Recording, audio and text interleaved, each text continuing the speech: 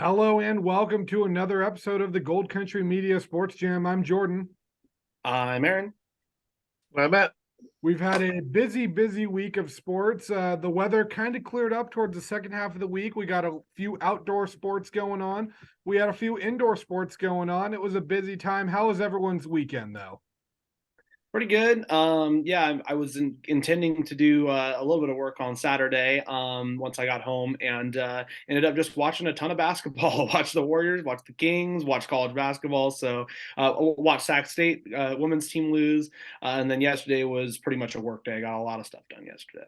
Yeah, it's been busy times. I mean, it feels like the Sunday scaries hit a little extra hard when you're watching March Madness on like that Sunday night, and you're like, oh, I got to go to work tomorrow. But Matt, what about you? How's your weekend? Same, pretty much. I'm not the big college basketball fan that you all are, but since a friend of mine sent me a link, hey, you want to join this basketball pool? And I'd never really done it before. So I did it, and now that has rekindled my interest in the tournaments, just so I know I have something riding on it. So after the first day, I was in first place, and he called me because I told him, like I told you guys, I don't really follow college basketball. But after the first day, I was in first place, and of course, he was going to be, oh, yeah, you don't follow college basketball, you're in first place. Well, now I'm in like 15th. So, Hey, you know what? How many people were in the bracket? It's more than 15, right? yeah, they're like 21, but Oh, not in last. There you go. but I still got, I still got 5 of my 8 and 3 of my 4s. So I can move up definitely. Yeah. Yeah, you've got this. Yeah, it was a busy weekend. I was actually covering the tournament for us this weekend. I guess I'll talk about this one now since it's not our high school stuff. But I got to talk to fans from most schools. That was a pretty cool thing getting to talk to some fans from Princeton, fans that made the trip out. I actually it's one of my dad's family friends, but he was born and raised in Tucson. He lives in Folsom now, but born and raised in Tucson, but he went to Mizzou. So he's a big Arizona fan from growing up, but he went to Mizzou. So obviously he's cheering for Missouri. He was hoping for a Mizzou Arizona second round matchup. Instead, both of his teams got bounced by Princeton. So I don't know how much he hates Princeton now, but I mean, both of your teams losing to a 15 seed, that's a tough day at work on Monday morning because it's hearing about it. But hey, you know what? It's been a great week. Even in the high school games, like I said, we got some better weather. We got some good stuff going on. Aaron, let's start with you. Where were you at this week? I guess beginning of the week when we had the stormy weather, and then towards the end of the week when we started getting good weather. Yeah, I'll get in the first half of the week right now. So Monday Monday and Tuesday I was at Lincoln for, both for different sports. Monday it was for their first lacrosse game in school history. They were supposed to play Roseville the Friday prior, but it got postponed due to the rain and the weather. We got our first game here, and for a second it looked like that it still wasn't going to happen on Monday because 90 seconds into the game it had to be stopped for 30 minutes due to lightning.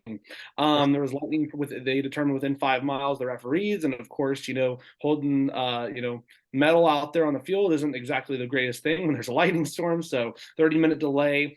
Then we have about 25 minutes or so go by, and then all of a sudden there's another flash on the as the clouds are moving. So they have to stop it again. And at that point, I was thinking, okay, well, if there's another strike, they're gonna postpone this game too. Fortunately, there wasn't another strike, so we got some lacrosse. The Zebras faced Nevada Union. Nevada Union's a very solid team. I think their goalkeeper was one of the best goalkeepers in the state, 30 for 39 at that point. And I want to say he's going to Washington State University to play lacrosse. The Miners scored 5 goals in both the first and second quarters, but the Zebras started playing better in the third quarter with Sean Cotton scoring the first goal in school history in the top right corner. Beck Van Stralen then scored 2 goals for Lincoln later in the third.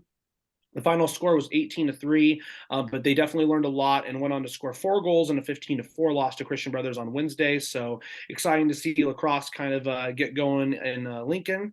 And then on Tuesday, as I mentioned, I was at Lincoln once again. This time it was for boys volleyball against Rockland. Lincoln's got a relatively young team that's led by a couple of different sophomores. The Thunder won this game still, as I expected, in 4 sets, but the Zebras got out to a solid start, winning the first set 31-29, went back and forth. That's actually probably the longest set I've seen even in girls volleyball, it's probably the longest volleyball set I've seen this year. Jacob Butler, sophomore for Lincoln, had 8 kills and 6 blocks in the first set alone.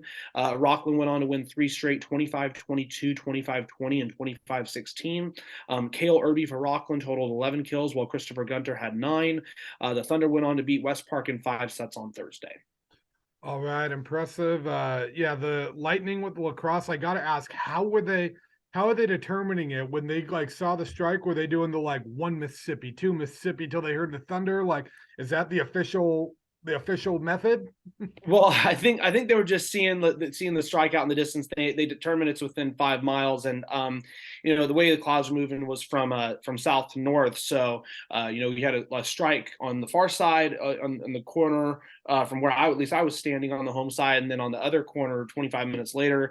And then there were definitely periods still after that throughout the game where there were a couple of flashes in the sky, but they were further out. And I think at that point the referees kind of knew that it wasn't going to come our way by looking at the radar, and also understood how important it was for the moment for Lincoln to get the first game in. So props to them, props for everybody involved, and it was a good time.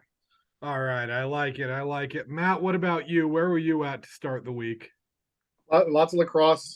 Didn't start till Wednesday for me, but Folsom High girls, second year of the program as it is for the boys. They we're at Bella Vista, the first nice day that I can recall in quite a while. Excuse me. And even though it's year 2, Folsom beat Bella Vista 18-3, and they won again the next day. So they're off to a 3-0 start. Very obviously a very young team, just year 2 of the program, so a lot of young players, and they added 6 really talented freshmen this year that have made the team even better. This particular game against Bella Vista, Maya Reddy scored 8 goals, freshman, and Sienna Kazanek scored 7 freshmen. So 15 of their 18 goals were scored by freshmen. So, that team's only going to get better over the course of 4 years. Junior Allison Overmeyer and sophomores Angelica Tolalio and Vivian Hermanson also scored in the game. Bulldogs defensively led by Madeline Angel, a junior. Goalie who allowed 3 goals in the first half, and sophomore Haley Steele played the second half in goal and did not allow any balls in. The leaders on defense are Juliet Leader and Ellie Outwood. So anyway, they were 7-6 last year. Jamie Fox, head coach, believes they can be better than that this year. So the girls are up to a good start. Let me go to Thursday. I was Vista Baseball had played 2 games coming into the Thursday, and they played 2 more on Thursday, so they doubled their output in one game in one day. Had a doubleheader against Sac High. Sac High is not a baseball school. Every year I don't know if they've won a game in a long time, but they maybe won, but they don't win many league games. But so Vista won these games easily. Doubleheader 11-0 and 18-1. The Eagles are very young this year, but again, Brian Kuserka pitched the first game. The only thing that kept him from a 4-inning perfect game was a hit batter in the 4th inning. Allowed no hits and struck out 10 out of 12. And offensively, everyone did damage on this day. Kuserka and Shane Hargraves had really good days. Both had 2 hits and 3 runs batted in. Freshman Ethan Rhee had doubled and drove in 2 runs. And Keith Martell picked up an RBI with the bases loaded walk. Will Anderson also had a pair of hits. In the second game, an 18-1 win. Hargraves again had a great day. Went 3 for 4 with 2 doubles. Scored 4 runs and knocked in 3. Michael Mueller had 2 hits, including a double. Drove in 4. Ryan Brown had 2 hits and knocked in 2. And Martell and Isaiah Fuentes also had 2 hits. So nice day for the Vista baseball team. And then Thursday evening, I went down to Folsom to catch the lacrosse against Whitney. Again, Folsom lacrosse boys, it's the second year of their program. They had to cut last year's first year, like midway through. They cut the varsity program and just played JV the rest of the way because of injuries, and they just didn't have enough players. So now they're back for year 2, and they're much improved. Although on this night, Whitney handled them easily, 15-3. I believe Whitney's pretty good. So I don't think that was all Folsom just being a second-year program. I think Whitney's got a pretty good team. So they were up 9-1 or 10-1 at half, but Folsom, they only outscored 6-2 in the second half. So Folsom did play better in the second half. Um, so anyway, head coach Michael Minson is excited about this team. He said, they are in year two and they're going to make lots of mistakes, but they're really building for next year when they have, they're in their third year. They have a more experienced team and they have a lot of 3-year players. So that's where Folsom Lacrosse stands. All right. And did I hear correctly that you said the coach of lacrosse team was Jamie Foxx? Jamie Foxx for the girls going, Folsom High girls lacrosse. So I assume that's no relation to the Jamie Foxx actor, but I'm just going to go under the assumption and the image in my head of Jamie Foxx coaching girls lacrosse at Folsom High School. Yeah, not the comedian. I mean, could be. He could be a funny guy. You don't know, or she. Oh, no, I guess Jamie's a gender neutral name. So yeah, I don't know well enough to know how funny he is, but I know he started the Vista girls lacrosse team 5 or 6 years ago, and they left them to come to Folsom to start the Folsom program. He's really high on. He said he'd enjoy it. I like starting programs from scratch, and that's why he left Vista to come to Folsom, because here's another opportunity for him to start a program. So yeah, I like it. Well, my beginning of my week started it started Monday, I'll say, with a very sketchy drive from the office here in Auburn to Placerville for Placer boys volleyball's game against El Dorado. It was the only game in town that night with the storm coming in, and even though El Dorado ended up winning this one 3-0, it actually turned out every set was a pretty good set, and the Cougars just kind of came on top in each one. Placer is a team, they do not have a lot of experience, but they have a lot of athleticism and energy. Outside, their leading outside hitters, Dom Laidlaw, who is a all-league safety. Their setter is Sam Herlihy, who was one of the top basketball players in the FVL. And then their blockers are Xander Esty and Jaden Suggs, who are also all-league football players. And Xander Esty is actually going to Oregon State to play offensive line next year. Why he is playing volleyball is absolutely beyond me. I would be terrified of any remote injury, but he's they don't have the experience, but the athleticism they have, the body control, the energy. I mean, you could see it slowly starting to click there. They're being led by head coach Carly Seifert Smith, who was a Placer High Hall of Famer and a University of Nevada Hall of Famer for volleyball, and she's a girls volleyball coach at Placer. The Hillmen right now, they're 3-2. They've got wins over Trinity Christian, Casa Roble, and Forest Hill. They've lost to Rockland El Dorado. They start Foothill Valley League against Pondo on Tuesday night. But I mean, I was talking to Coach Seifert Smith about them, and she said, I think we can be a very good team. She's like, because the experience isn't there, they don't necessarily believe that themselves yet. But she's like, I can see the athleticism they have and the physicality and everything. And she's like, they're going to be scary once the volleyball IQ starts to hit, because they're, they have a lot to work with there. They've got a lot of height. They've got a lot of talent. And, it is a team that, I wouldn't be writing them into any section championships, but maybe not even an FVL title, but I wouldn't be shocked if they sneak a playoff spot. And just because they're so athletic, maybe even, pull an upset or give a scare. I mean, this is a team that, like I said, has a lot of very talented players on it. And, they were fun to watch. It was a tough game against El Dorado for them, but, just happy to get into it. And you could tell those kids are just, they're just having a blast playing too, and that's a good thing for the program, getting it bought in. It was a program that wasn't necessarily doing too hot when Seifert Smith took over, so just seeing the numbers out there and the kids being bought in, the JV team having good numbers, it was good to see and good for Placer. And then on Wednesday, I actually it was nasty weather here, but I actually got to catch a softball game.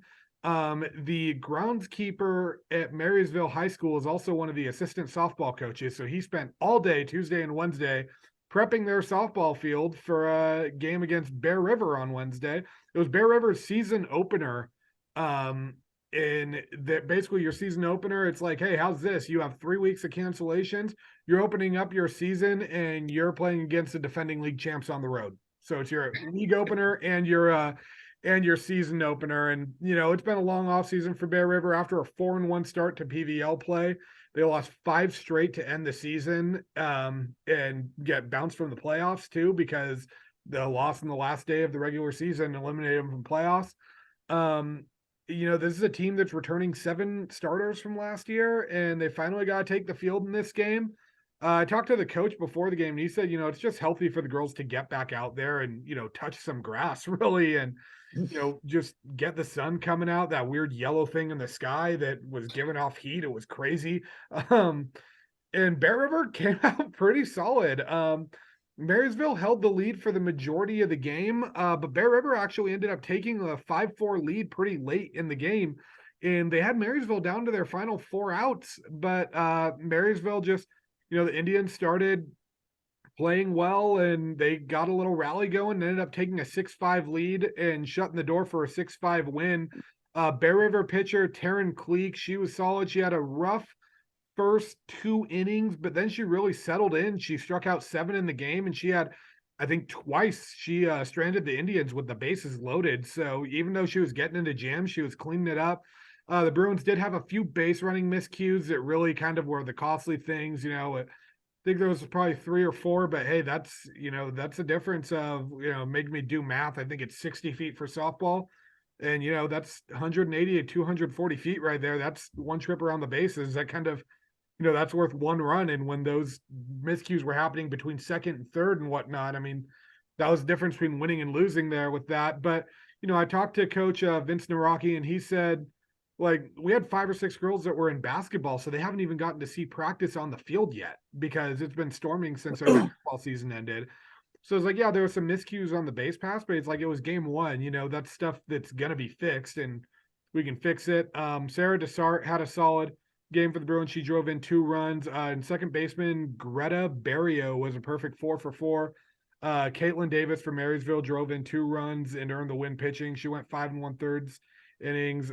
Liberty Quillian was the one who drove in the RBI double that put the Indians on top. The 2 played again at Bear River on Friday, and I believe Marysville won 12-8, I want to say. So, Bear River has, they're 0-2. They're in a bit of a hole, but they've stood tall against a team that's going to be competing for a section championship in 2 games. So, I think they may be 0-2, but it doesn't necessarily feel like an 0-2 hole to be in, especially when you look at last year's team. And I think they lost to Marysville both games by, I think it was 15-0 and 11-0. So almost having them on the road and then playing them tough at home too. I mean, you got to think the Bruins, even at 0-2, are going to be pretty happy with how they've looked in those first couple games. And I'll actually be checking out, if the weather holds up today, their game against Placer. So maybe a first win of the season for Bear River. But Aaron, I'll throw it back over to you for the second half of your week. Where are you at on, I guess, starting Wednesday, Thursday, whenever the weather started clearing up? Wednesday, yeah. But before I get into that, I just want to say, because just because you mentioned girls basketball and then Bear River with softball, Marysville's no slouch of a small school. I think that their girls basketball team, don't correct me if I'm wrong, I think they also made a run into the NorCal playoffs, and I think they also won a game or 2 there. So everybody was talking about their boys team this year, but their girls team was very solid as well. I mean, I know they were runners up to Colfax. Jordan, you also said on Monday, you said it was a rough drive on 49 from Auburn over to Placerville, or yeah, I had to go through Coloma and Cool, and those roads are already I don't want to say sketchy roads. It's a 2-lane highway, but when every single tree and power pole looks like it's about to come crashing down on your car as you're driving. I mean, I'm not the type to be white knuckling on those roads. And there were a few times I was just holy crap. They were getting gusts of up to 55 miles an hour on that. That's what I was going to say, because I remember that was the day that we got really high winds. That's why I was just wondering on that. I probably wouldn't do that drive again if it wasn't the only game that day and I needed something for the paper. Yeah, you're a better man than I am on that front. But getting into the second half of the week, Wednesday, I was at Del Oro, where the Golden Eagles faced Oakmont for boys volleyball. The Vikings actually won the first set 25-22. The Golden Eagles, I should have said this right away.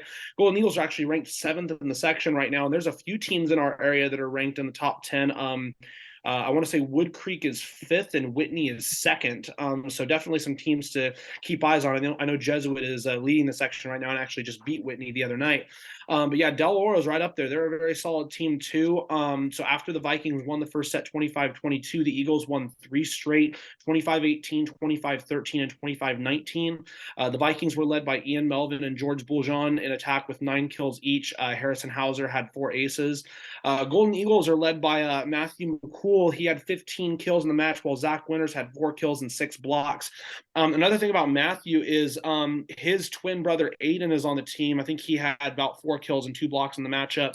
I have to get this confirmed, but I mean, Del Oro, with Loomis being a tight-knit community, I wouldn't be surprised if Matthew and Aiden are brothers of McKenna, who graduated in 2021, and I want to say that she's playing somewhere in the East Coast right now, and I think she just got all conference for the 2nd year in a row, so that's a volleyball family right there if that's true, and Matthew, very solid player, so I'm interested to see how far the Golden Eagles can go this season. I can confirm that it is their sibling because my sister is a senior at DO and she is actually very good friends with Matthew and Aiden. She's grown up with them since they were little kids. So, well, there you go. So that's a volleyball family right there. That's cool to see. So if Matthew continues playing the way he's playing like he did, at least on Wednesday, I wouldn't be surprised if, maybe he goes and plays in college as well. But so getting into Friday, my plans actually changed. I was originally going to go catch a volleyball game, and I was looking at the schedule, trying to figure out what I was going to do for Lincoln. And I saw that 12 Bridges baseball is playing at Sutter Health Park. So I actually reached out to their coach, Coach Bill Gibbs, and got the opportunity to not only cover the game on Friday where the River Cats play, I actually got the opportunity to announce the game as well. It was actually a really cool experience getting to be in a AAA ballpark and getting to do that. And it was a fun game to watch. The Rhinos did struggle to get their bats going. They did lose 7-3. East Nicholas, though, is a very solid small school team. Not just their baseball team. Watch out for their softball team too this year. Their softball team can go and contend for a section title. East Nicholas scored a run in both of the first 2 innings. The Rhinos hung in there and actually had 2 outs in the 3rd, but an error started a 2-out rally where the Spartans scored 3 runs to put them up 5-0. The Rhinos got on the board in the 3rd, while the Spartans scored twice in the 5th, so it's a 7-1 ball game. Rhinos scored 2 in the 5th inning, including an RBI single by Matt Henry, but they left 2 runners stranded, and that kind of hurt them because you think, 7-3 ball game, you score those 2 runs, you got a really good chance going into the 7th, but that actually didn't matter, and the reason is because there was a scoreboard error from the River Cats. They said it was in the bottom of the 8th instead of the bottom of the 7th, and so the game was ended. It was also because they hit the 2.5-hour time limit and they had to get things prepared for the next game, but it was just a really weird circumstances. I'm there announcing the game, and 12 Bridges is about to go to bat in the bottom of the 7th, and all of a sudden, they have to call it. And I know that both teams were really confused on that. And I'll just say this. I mean, I know that they have their protocols, but I know that schools pay a fair sum of money to go do these games, and it would be really cool if, they were allowed to get the full experience out there. The Rhinos went on to lose to Colfax on Saturday. They need to limit their errors too. They had 2 errors in the game on Friday, and I talked to Coach Gibbs after the game, and he said it really feels like we had 3 or 4 errors that cost us 5 runs from my perspective. So, they got to find ways to get their bats going. They got to find ways to limit errors. They're 2-5 right now on the season. I know that they're a young team. I know they're a first-year varsity team, but if they want to contend, they're going to have to find something. They're going to have to find a way to get going quick. Yeah, definitely. It's that I guess it's not an easy league to be coming into. No. I mean, I was talking to Colfax's coach, and he told me that he wouldn't be surprised to see a 4-way tie between Colfax, Sutter, Marysville, and Center in that league. And, Bear River's no slouch, 12 Bridges, not going to be a slouch. I mean, it just feels like that's a brutal league to come into your first varsity season. Yeah, and I want to say it's April 3rd in a couple of weeks. I'm going to get a chance to see Center in Yuba City because Lincoln Baseball has their round robin one-day tournament. I forget exactly what it's called, but I'll get a chance to see both of those teams. I'm interested to see what Center can do as well. So, yeah, I think I would say right now from what I've seen, Colfax looks like the number 1 contender. But there's definitely a couple teams that are scaring them right now too. Yeah, Wheatland too. Wheatland's another team that's going to be scary. For sure. Matt, throwing it over to you. Second half of your week, where were you at? What'd you see? Yeah, Friday, Wood Creek at Oak Ridge baseball non-league game between two top teams. Very entertaining game. Finished probably appropriately in a 3-3 tie after 10 innings. Just got too dark. But pitching for the Timberwolves was Austin Nye, who is a junior and a Vanderbilt commit, I understand. He pitched great through 6 innings, allowed only 1 run on 3 hits, struck out 4. Oak Ridge's run and all 3 hits against Nye came in 1 inning, which is the second. Jack Fields singled, moved to second on a ground out, and scored on Dylan Barthel's double, which tied the game at 1. Wood Creek scored single runs in the 4th and 5th innings, one on a steal of home. I don't know when the last time I saw a steal of home in a high school game live. I mean, that. I haven't seen many of them if I've seen any, so that was kind of nice to see. So they took a 3-1 lead into the 7th before the Trojans tied the score in the bottom of the 7th after Nye had left the game. Mason Ferris replaced him and came into pitch, and Carson Nichols promptly doubled and was replaced on second by Nick Polari. Fields followed with a ground ball to shortstop, and Wood Creek's Dylan Green tried to get Polari out of third. He didn't do it. He was safe, so runners at the corners. After 2 pop outs, Wood Creek was 1 out away from winning, but Barthel hit a ground ball to Green and he booted it, and Polari scored. So Ryan Spiro then walked on 4 pitches before Dylan Scott replaced Ferris on the mound. And with the bases loaded, Oak Ridge's Joe Carroll drew a walk to force the game time 3rd run in, tie the game at 3. Both teams, I'm not going to go into it, both teams had multiple chances in the 3 extra innings to score, but pitching and defense came through, and the game ended in a 3-3 tie. So again, very due to darkness, I'd imagine. Yeah. And then Saturday, it was opening day for Folsom National Little League and Folsom American Little League. So I went up in the morning to watch Folsom Nationals. They had a little parade through Folsom on a walking parade and pickup trucks with all the kids in the back and whatnot. And then they introduced all the teams and whatnot. So my photographer, Doug Guler, and I were there for that. And then we came back to Folsom in the evening for watch Folsom Americans Little League opening day. And the Folsom Mayor, Rosario Rodriguez, was out there throwing out the first pitch with Dean Williams from the Folsom Athletic Association. They have a brand new field out there, brand new infield, I should say, at McFarland Park. Looks really nice. And they also had which they had a ribbon cutting for. So just a little league baseball kicking off the season. And I just wanted to kind of make an appearance and check things out. So that's where I was Saturday. So I got to ask 2 things. One, with the little leagues, National and American is like one little league's named after AL teams, one's named after NL teams. I mean, it is how that works. Yeah. And so, I mean, as a Phillies fan, what were you doing when, like the Mets, like little league team marched by? You weren't like throwing snowballs at them like the Philly fans do with Santa, right? No, I was booing though. Yeah. But no, that's awesome. Little league, there's something just that feels so right about little league baseball kind of starting. It really feels like springtime when kids are out there playing baseball. Yeah. I mean, some of the best times of my life were little league baseball. And so and then kind of moving to the second half of my week, it was a quick week. So Thursday there was a Colfax softball. I wasn't actually at this game. I was at March Madness, but I was able to cover the game remotely still. They opened their season against 12 Bridges. Falcons had a big hole to fill in that left or in the middle infield as their star shortstop Alex Hooper is now playing D1 softball, actually at Fairleigh Dickinson University. Yeah.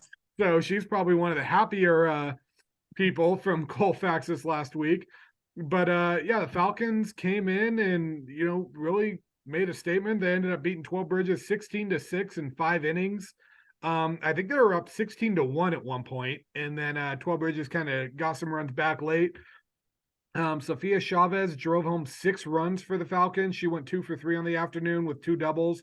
And Sophia Edwards had 5 RBIs, including a 2-run homer in the first inning. Mari Ziegler hit a 2-run homer for Colfax too. She's been with the team, I think, less than a week going into this game because she was a member of the state championship basketball team. So, credit to her. But yeah, it's got to feel good as a coach seeing your first game of the year and your team puts up 16 runs on a league team. with Oh. 2 home runs. You got to be like, okay, if the bats are this awake in mid-March, I mean, this team in May is going to be exciting. This is a Colfax team that they're up 2-1 with 2 outs in their final playoff, or in the first round of the playoffs in the last inning, and Riverbank ended up coming back on them in winning the game. So, they returned 7 starters from that team, and they're coming in with a little bit of a bad taste in their mouth of, hey, we should have won that playoff game. So, I think they're coming in with a little something to prove this week. They ended up beating 12 Bridges again on Friday. I don't have the final score for that right in front of me. They're scheduled to take on Bella Vista on Tuesday. Highly doubt that'll happen with the weather. Hey Jordan, I gotta ask. We always ask what's in the water in Folsom, what's in the water there, what's in the snow up in Colfax up there, I know, man? seriously. So Really I good. actually had this talk with someone. So Placer High School's been around since like 1897. Del Oro and Colfax both opened in 1960, I believe. Could you imagine if they ever opened Del Oro and Colfax and all those students were going to Placer? Yeah. I mean, it'd be Placer, Folsom, and everything. I mean, so it is impressive. I mean, it just feels like, especially girls sports, that school just pumps out athletes. I mean, impressive to see. And Chavez earned the win with 4 innings in the circle for the Falcons. So you drive home 6 runs, and then you are the winning pitcher as well. You got a pretty good argument for one of the athletes of the week, and she's definitely a shout out on that. Freshman Mina Zeroni closed the door in the 5th inning by retiring the side in order. And good win for the Falcons. And then Friday, I actually got to check out some baseball. Del Oro against Pleasant Valley. This was a game that was rescheduled from, I believe, a little over a week ago. Del Oro ended up winning this one 5-4 over Pleasant Valley. First inning, catcher Asa Martinez, who's going to St. Mary's next year, hit a 3-run homer over the center field fence. Just 3 batters into the ball game. It was I believe it was an infield single, a bunt for a hit, and then a 3-run homer. So a pretty solid start for the Eagles. With that, you can't complain about that. And then, Del Oro was kind of dominating the first 2 innings, but 3rd inning, the Vikings actually got 4 runs in the top of the 3rd to take the lead, but it was pretty short-lived because Del Oro pushed 2 more across in the bottom frame with RBIs from Martinez again, and then Robert Garcia. Sam Brown was the starting pitcher for Del Oro. He struck out 5 in 3 innings. He was dominant for the first 2 innings. He faced just 7 batters and retired 4 on strikes, but then he kind of struggled in the 3rd inning while the Vikings rallied, had trouble kind of hitting his spots. I think, it was probably some early season jitters, but he had it overall. The stats may not show it, but I like to think with how the first 2 outs of that outing went, or the first 2 innings of that outing went, I think that's more of what you're going to see from him this season. I think he just had, inning kind of get away from him a little bit, but so a solid outing. Sam Coxon ended up earning the win in relief for the Eagles. In his first varsity appearance on the mound, he threw 2 hitless innings and struck out 5. And then Jack Tews earned the save, pitching the final 2 innings and allowing just 1 hit to preserve the victory. Pleasant Valley through University of Pacific commit Jordan Riley. He had 5 innings, struck out 7, but he ended up ultimately taking the loss on the afternoon. He surrendered 5 runs, 4 earned on 6 hits. Then Del Oro kept it rolling through the weekend. They beat Ponderosa 11-1 on Saturday in 5 innings to improve to 3-1 on the young season. The only loss of the year is to Oakmont on the road 8-7. Oakmont's a team that you may look at thinking an FEL team beating an SFL team. Oakmont is a baseball program that could probably do fairly well in the SFL right now. And, Del Oro beating Ponderosa in 5 innings. I mean, that's nothing to scoff at. Ponderosa is not a team that is going to lay down lightly in the FEL. And of Del Oro's first 4 games, 3 of them have been decided by 1 run, which is something that, you got to be pretty happy being 2-1 in those 3 1-run games, because in the SFL, you're going to have a lot of close games. And it's big to know that you can close those games out. So congrats to Dio on a big win. And then I'll be checking him out later this week too with a big game, but we'll get into that in a little bit. Who are some of the best performances, Aaron, that you saw this week?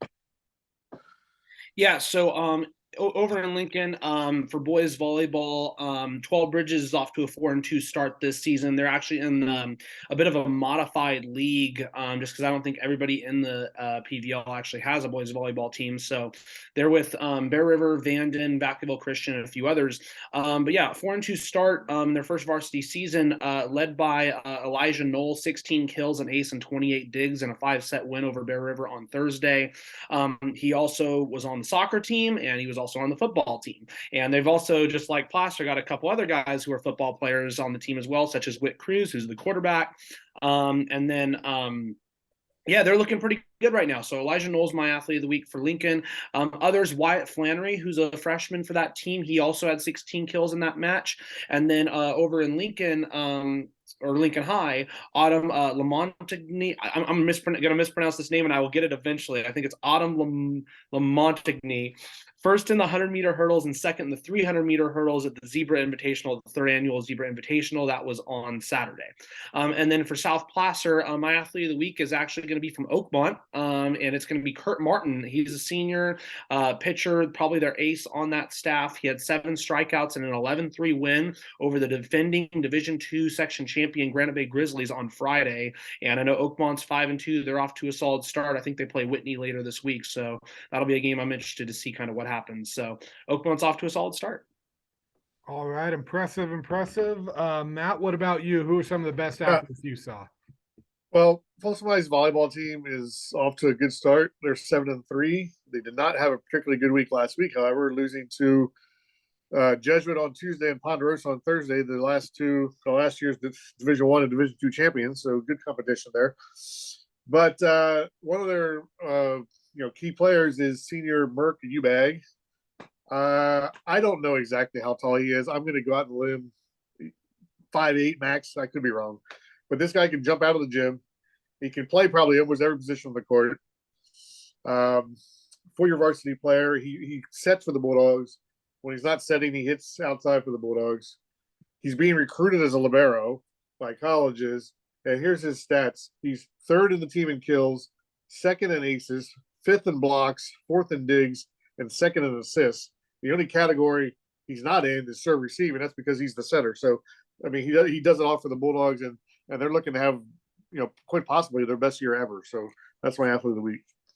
All right, I like it. I got a few that I could go with. Obviously, Asa Martinez, a big 4 RBI day for him.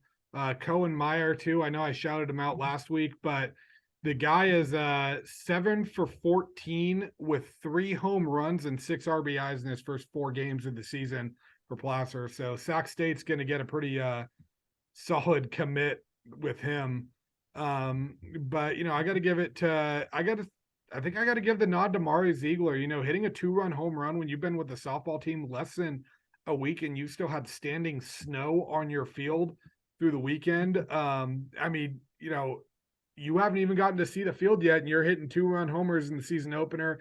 I think that's one of the most impressive stats to me. So I got to give her the nod for my AOW here. And, we've got some big games this week. I know I mentioned I'm going to be hitting Placer in Bear River with the weather pending, their softball game this afternoon.